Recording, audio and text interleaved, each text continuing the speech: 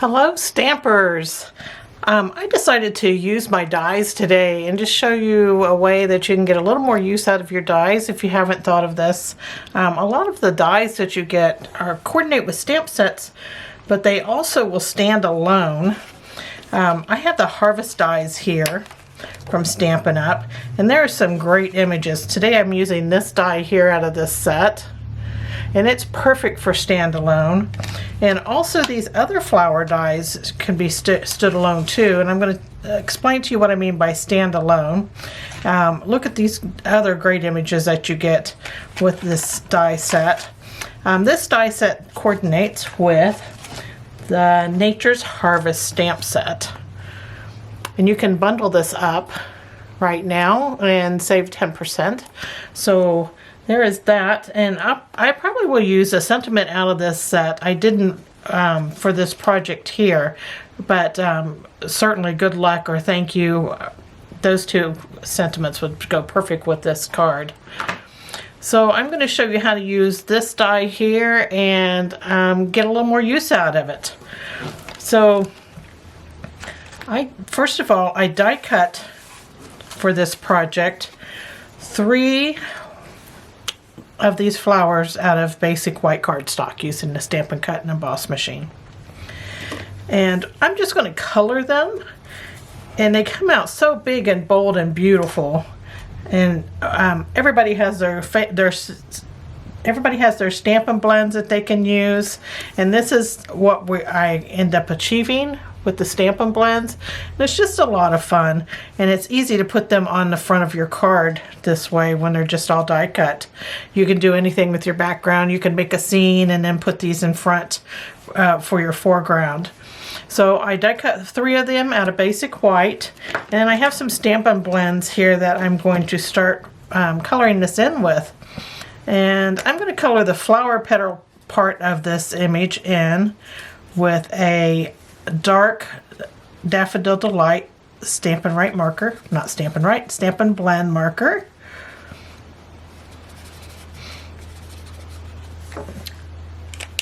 And then, when you're doing your 3 flowers, I would do, the Daffodil Delight on this one, and this one, and just, do an assembly line. And that makes it go a lot faster. For the stem, I'm going to start coloring it with an Old Olive. This is dark Old Olive Stampin' Blend marker. The stem and the flowers. These color up really fast. So that was the dark Old Olive. I'm going to bring in some dark Mossy Meadow. And I'm going to add some just under that flower head. So we're going to get some nice shadows in here. And on the bottom edge of the leaves and down the stem. So there's one leaf, and then if you draw this one up, there you go. So there's a nice 2-tone leaves and stem, just that quick. For the flower head, I'm going to go ahead and color it in with the basic black. This is dark basic black Stampin' Blend marker. And if you notice along that bottom edge, I kind of moved my marker kind of up and down while I was coloring it in, just so you don't get a drastic straight line with your top of your flower there. And then I'm going to add, this is light pumpkin pie. So I'm going to add it in, and I'm just flicking it down on this. And I'm covering 2/3 of these flower petals with this color. And then I'm going to bring in some dark pumpkin pie and flick it downward. And that's all the blending that we need to do for that. And you get this great 3-tone flower. And then I'm going to bring in, this is a light smoky slate Stampin' Blend marker. And I'm going to use it and I'm going to draw upwards in between the petals. You can tell where the petals are just by the up and down. So at the up part, that's where you want to put it. and that separates the petals a bit. And there's nothing better than a brand new white gel pen. So I have a white gel pen here, and we're going to add some nice highlights in this. And the first thing I'm going to do is just make a quick line down and meet that smoky slate. So from the top of the petal down to the smoky slate, I'm adding this white gel pen just to separate those petals at the top. Okay, and then I'm going to, on the top of both leaves, I'm going to edge it with a white gel pen. So there's our highlight there.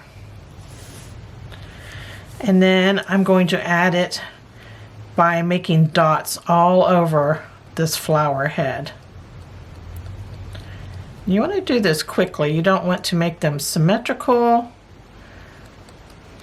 And you want to hold your flower down tightly. If your paper's bouncing up and down, you'll end up with check marks instead of dots for that. So there's our flower all colored in. Look how nice that is. That really pumped up that die cut, don't you think? So you can use them standalone and color them in, and they're just great. So I have 3 of those already. Now for our background panels, I have, for our first background panel, I took a soft sea foam piece that's 3.5 by 4, and I put it through the embossing machine, and I use this great embossing folder.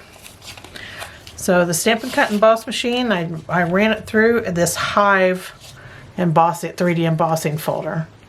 And a lot of people just zone in that's like, it says Hive, so you have to work in bees somehow. That's not true. You can use this just as a background pattern, and that's what we're doing here.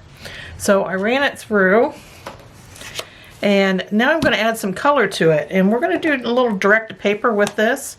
And I'm going to start with Mint Macaron, and I'm going to just lightly bring this in this top of this piece here. And I just want a little color up here, and you want enough so that you can distinguish the paper from the ink. So if it's not dark enough, you're not going to see that nice soft sea foam color shine through around that to make dots.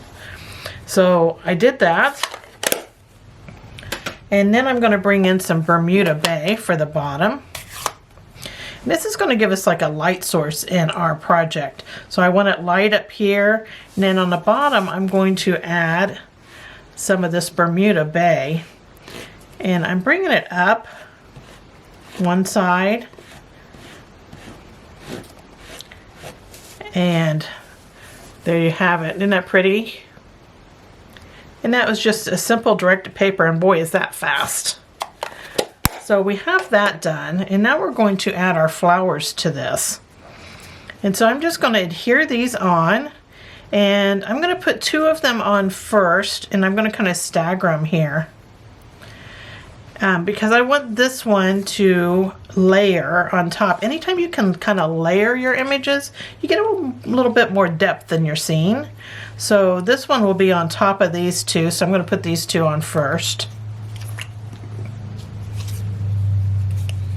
I'm just using multi-purpose glue, but whatever works for you. And this one I'm going to take clear up to the top and over to the right. We're going to, so there's that, and then I'm going to add the second one, and I'm going to put it down a little bit lower. I really want to stagger these nicely on the paper. So this one I'm coming down about here. There we go. Don't worry that they come off the bottom. We're going to cut that part off so that they're even with the bottom of the panel. And this one we're going to add about here. So I'm going to go ahead and glue that one on. And I'm just putting glue like on the leaves, and I'm not doing the bottom of the stem because it's not going all the way down on the cardstock. So I'm going to add this in. There we go. And you want those tips of those leaves stuck on there. And that way when you trim it flush with your cardstock, you'll have those leaves attached. So there's our 3 flowers. And then I'm just going to take a pair of scissors, my paper snips, and just snip these off flush with my panel. There we go. Could use your paper cutter for that also. So there's our main image panel. And I just think it's darling. And you got some more use out of your die cuts and your embossing folder just by coloring them. So I'm going to attach this to an old olive panel. And that old olive panel is just 1/8 of an inch larger than our main image panel. So the old olive panel is 3 5/8 by 4 1/8.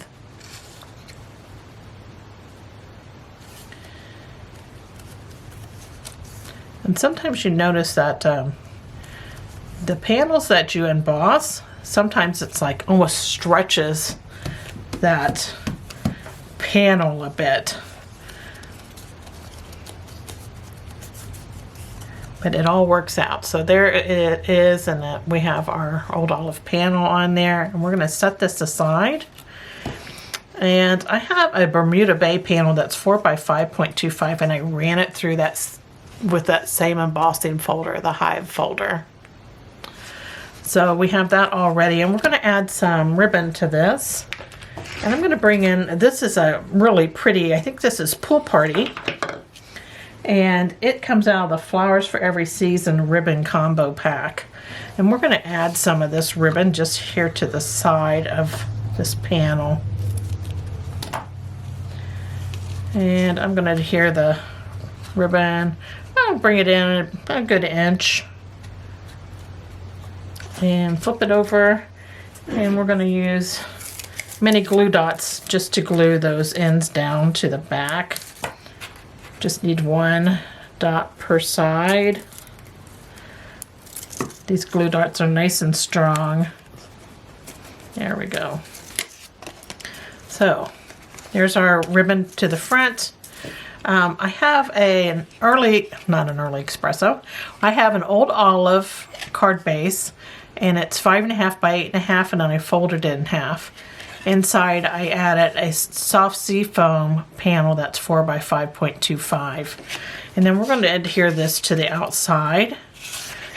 Again, I'm just using glue for this. I'm putting glue right over that ribbon. And I'm going to add this to our card front and center it up. There we go. And to get it nice and flat, and I'm going to flip it over and give it a good rub. And there we have it. So this is going to get popped up now with Stampin' Dimensionals. Okay, I have my Stampin' Dimensionals all on here, and I'm ready to put it on my card base. And I'm going to put it up towards the top so I have room for a bow at the bottom. So there that is, and we'll grab some ribbon for our bow. I'm going to turn this card upside down so I can get my bow going the right direction. I'm going to slide this ribbon under that piece that's already adhered on. Give this a tie. And then create my bow.